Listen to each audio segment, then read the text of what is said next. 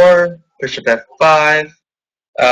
We take this pawn, and that's it. I mean, this pawn is not going to promote because after h2 and just that, and so this is not winning for white. What Kasparov was, I guess, expecting. Let's go look at what he's doing. He was expecting something like g takes, oops. Expecting like something like g takes h4, king e6, alright, king g3, bishop d3, king f4, bishop b1, knight f1, bishop d3, knight g3, bishop g6. And basically, there's no way for white to actually make progress here, and most likely to be a draw. So Karpov played knight g2 instead. So after knight g2, h takes with check, king takes, king e6.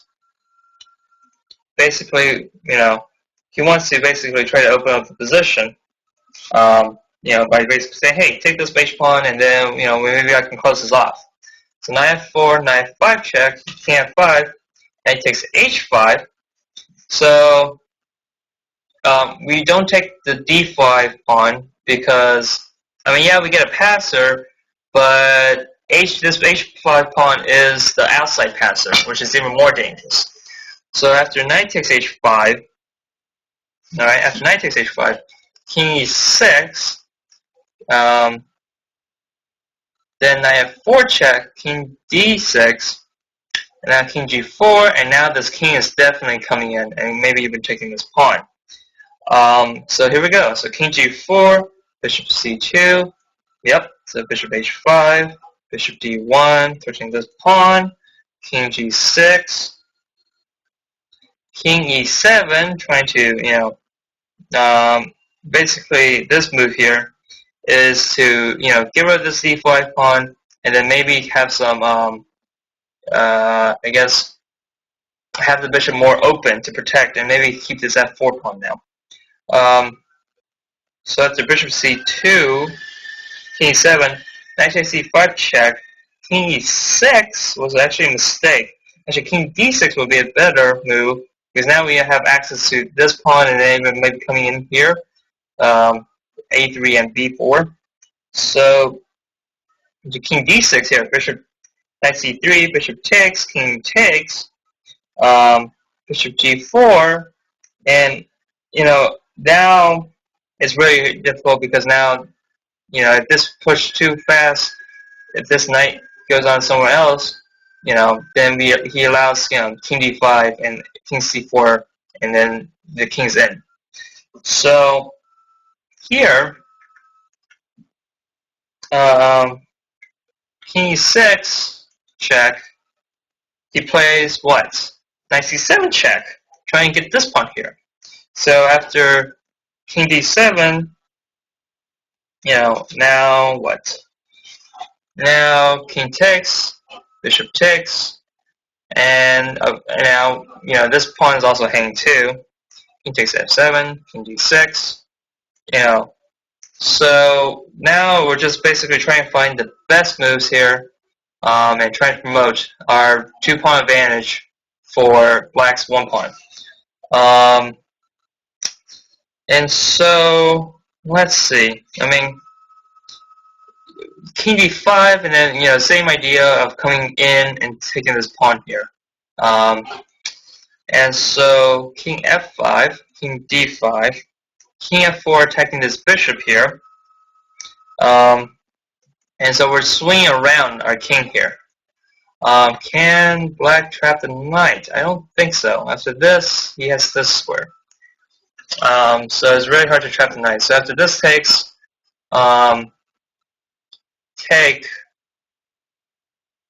basically white gains the tempo and swings around to protect his pawn, probably give king e3. So king f4, bishop a1, king here, king c4, again, try and get our active king here now. Knight c5, blocking all of this. So blocking king b3, bishop c6, alright. Knight d3. So if something, this is really difficult in games. But after, let's say,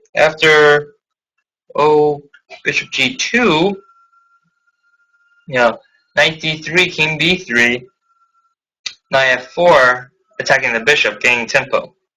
And now we can actually promote this pawn with like d5, and if he takes, then we knight takes, and we protect our b4 square.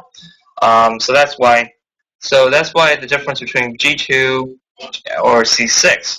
So now bishop c6, knight d3,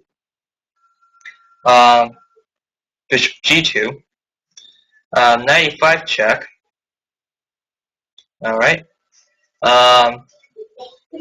King c3 instead of going to here directly. Knight g6. Now we're turning to knight f4, then knight with the d5 push. So knight g6, king c4. Again, we're trying to put some. We're not hurrying to take this pawn, but we're just preventing him from playing d5 over and over. Now finally knight e7. And so now we have this passer push. If we did push, so that's bishop b7. Knight f5, searching to win this, and actually win our pawn as well. So after that, knight e7, knight f5, and now bishop g2. And so this is a difficult game. I hope nobody has to go through this. But after this, knight d6, king b3, knight takes b5, king a4, then knight d6, and white has two passed pawns now. After this, king takes here. This is an easy win by playing b6 and knight b7. And if after bishop takes this pawn, then we just take. We have another d pawn as well. So basically, this is just two different ideas. Basically showing that the bishop, even though it can waste tempos, the knights are better in close positions. But sometimes it's just having the knight going on different colored squares, it would actually provide the better endgame for white here. So knight g2 was a good find. So after that, takes, forward, take, check. Going around, take these pawns. King e6 was a mistake. After that, you force the pawns. Check. Actually, he checks and then he forces the pawns. Here, take. Now we're up 2 pawns, and mainly just trying to figure out the best counterplay. Gain tempo, protecting this d4 pawn, which is the passed pawn. Knight d3 with the idea of basically coming around. This is a nice move. This knight moves here. Knight check, knight here. Ideas of basically knight here to f4 or even e7. So we're still threatening. So now we finally got to this square, and now we're threatening even this here. We're threatening to do knight d6 check, winning this pawn. So we're just threatening a lot of checks, and now this is an easy win. So anyways, I hope you guys enjoyed that. It's knights versus bishops endgame. Kind of difficult. It's way beyond my level. I'm a 1900, 1938. Apparently expert strength by Amazinoid. But these are just some end games that I hope you guys enjoyed. Basically trying to figure out which position, would you want your knight, which one you want your bishop. Obviously Acerook are better, but, and sometimes, you just gotta calculate. So the bishops are better at open positions, and they can also lose tempos or something on purpose, making black be trapped in a zigzag. The knights are better because it's in a closed position, the pawns are opposite color of their opponent's bishop, as well as the pawns are all on one side. In addition, dice can go on every square on the chessboard, while the bishop is stuck to its half of the board, technically.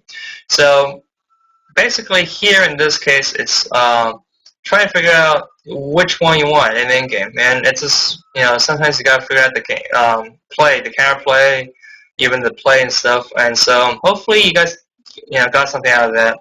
It's applying like your middle game principles into your end games, which is kind of difficult. But I mean, the main thing is that bishops can create Zizwunk and knights can go anywhere on the board. And it just takes time. So, but yeah.